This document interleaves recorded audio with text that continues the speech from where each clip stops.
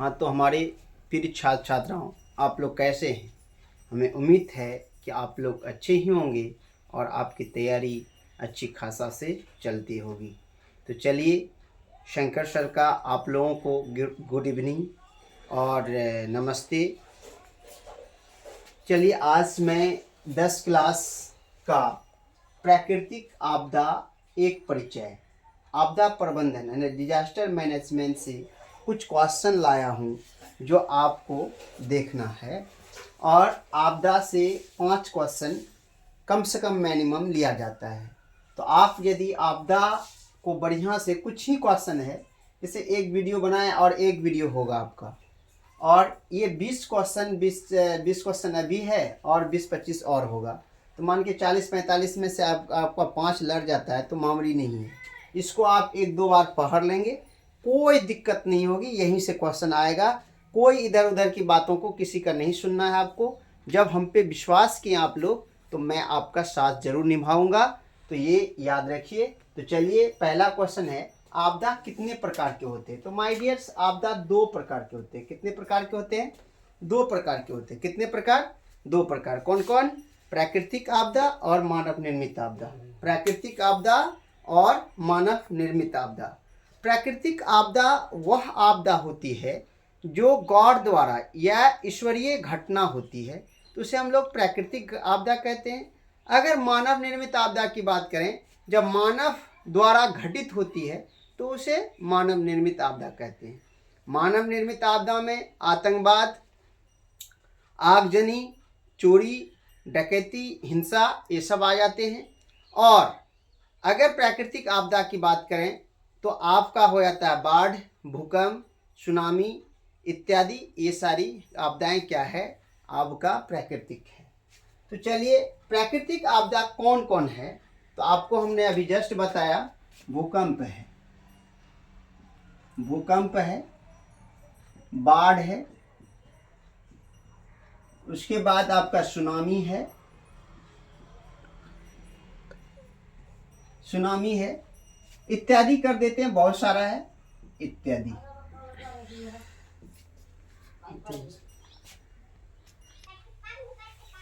हाँ, तो हमारे छात्र छात्राओं, तो मैं बता रहा था कि प्राकृतिक आपदा कौन कौन है। भूकंप, बाढ़, सुनामी इत्यादि प्राकृतिक आपदा है। मानव निर्मित आपदा कौन कौन है? तो आप जानते हैं, सबसे बड़ा है आतंकवाद,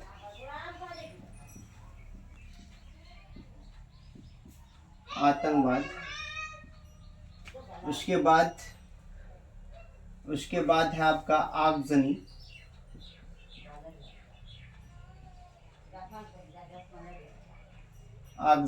इत्यादि कर दीजिए, बहुत सारे हैं। सुनामी का प्रमुख कारण क्या है? तो सुनामी का जो प्रमुख कारण है, समुद्र में भूकंप होना, समुद्री भूकंप।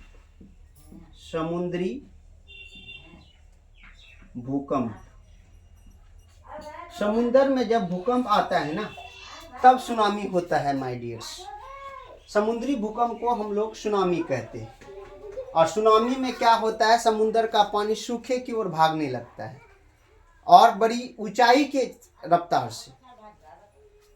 अब आइए, आपदा प्रबंधन किसे कहते हैं? तो आपदा प्रबंधन जब समाज द्वारा प्राकृतिक आपदा को या प्राकृतिक आपदा से को निपटने के लिए प्रबंधन किया जाता है, तो उसे क्या कहते हैं? आपदा प्रबंधन कहते हैं।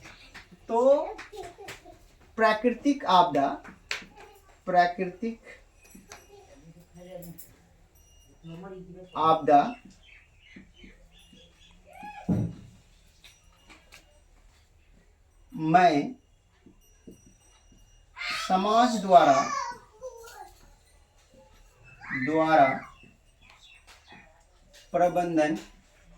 ही आपदा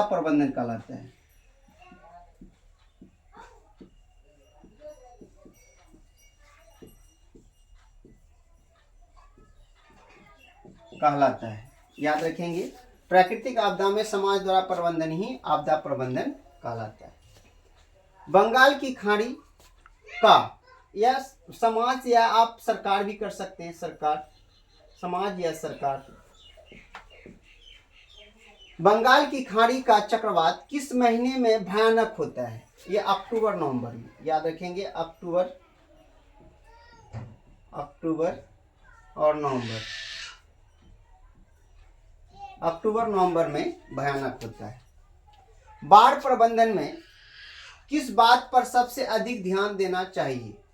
बाढ़ प्रबंधन में अधिक ध्यान देना चाहिए नदी के दोनों ओर तटों पर, नदी के तटों पर, नदी के तटों पर,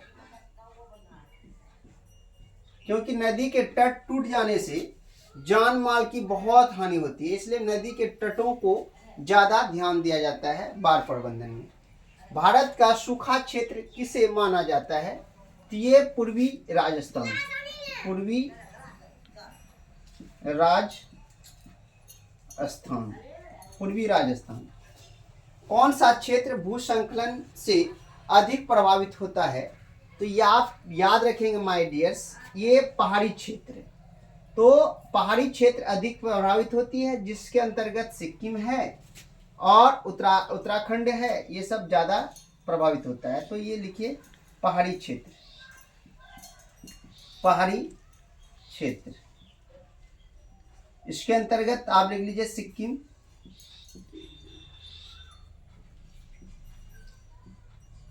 सिक्किम कोमा उत्तराखंड, उत्तराखंड, ये सब प्लेस हुआ, जगह है। सर्वाधिक बाढ़ प्रभावित देश है बांग्लादेश, बांग्लादेश सबसे ज्यादा बाढ़ प्रभावित देश है। सुनामी किस भाषा का शब्द है? ये जापानी भाषा का शब्द है। मानव जनित आपदा के प्रबंधन के, मानव जनित आपदा के प्रभाव को कम करने का कारगर उपाय क्या है? तो मानव जनित आपदा के प्रभाव को कम करने का कारगर उपाय है कि आप सतर्क रहें, सावधान रहें। तो उसमें क्या होगा, मानव जनित आपदा के प्रभाव को कम किया जा सकता है। तो सतर्क रहना है ना, रहना, सतर्क रहना मानव जनित आपदा के प्रभाव को कम करने का उपाय है। चलिए नेक्स्ट है, नेक्स्ट क्वेश्चन है आपका, भूकंप किस प्रकार का आपदा है? तो आपको पहले बताएं भूकंप किस प्रकार की आपदा है? प्राकृतिक आपदा है, प्राकृतिक आपदा है। किस प्रकार की आपदा है? प्राकृतिक आपदा है। महाराष्ट्र में भूकंप आने का मुख्य कारण क्या है? शहरीकरण, शहरीकरण के कारण भूकंप आता है, याद रखिए। भूकंप का मापन किसके द्वारा होता है? भूकंप का माप जो करते हैं किसके? सिस्मोग्राफ के द्वारा, सिस्मोग्राफ के द्वारा भूकंप की माप की जाती है। अपर्दन और निम्नीकरण किस गति से होने वाला परिवर्तन है? धीमी गति से, धीमी गति से, धीरे धीरे आता है ये सब, धीमी गति से। बिहार में भूकंप कब आया था? 1934 ईस्वी में आया था, सबसे विनाशकारी भूकंप था 1934 ईस्वी में। भोपाल गैस त्रासदी किस प्रकार की आपदा है? तो मानव जनित आपदा है, मानव जनित आपदा।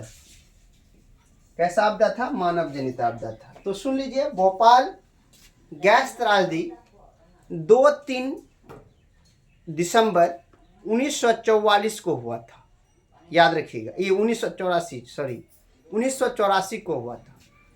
और ये भोपाल मध्य प्रदेश की राजधानी, उसमें एक फैक्ट्री था, रासायनिक कीटनाशक बनाने वाला फैक्ट्री था, जिसमें कि मिथाइल आइसोसाइनाइड गैस रिस गया था, लीक हो गया था, जिसके अंतर्गत लगभग 2000 आदमी मारे गए और लगभग 50,000 घायल हुए। लेकिन वर्तमान में लगभग 50,000 आदमी मर चुके हैं उस घटना से। इसलिए इस घटना को भोपाल त्रासदी का नाम दिया गया।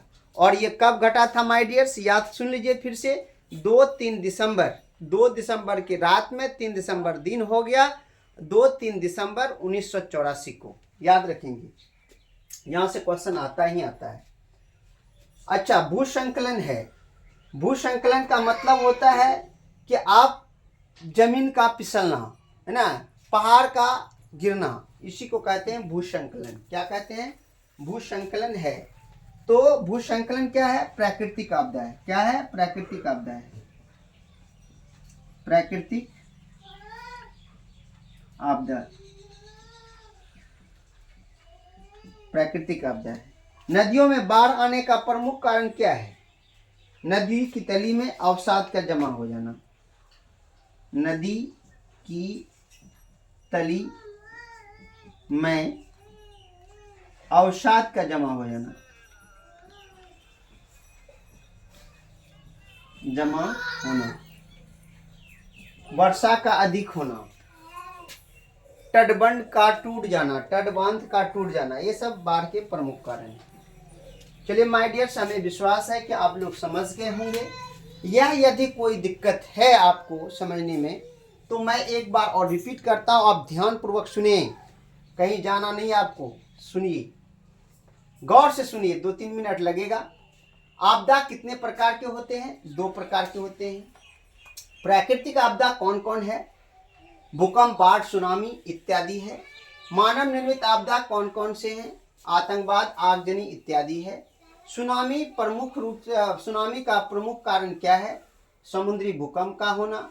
आपदा प्रबंधन किसे करते हैं? प्राकृतिक आपदा में समाज या सरकार द्वारा प्रबंधन आपदा प्रबंधन कहलाता है। बंगाल की खाड़ी का चक्रवात किस महीने में भयानक होता है? अक्टूबर-नवंबर में भयानक होता है।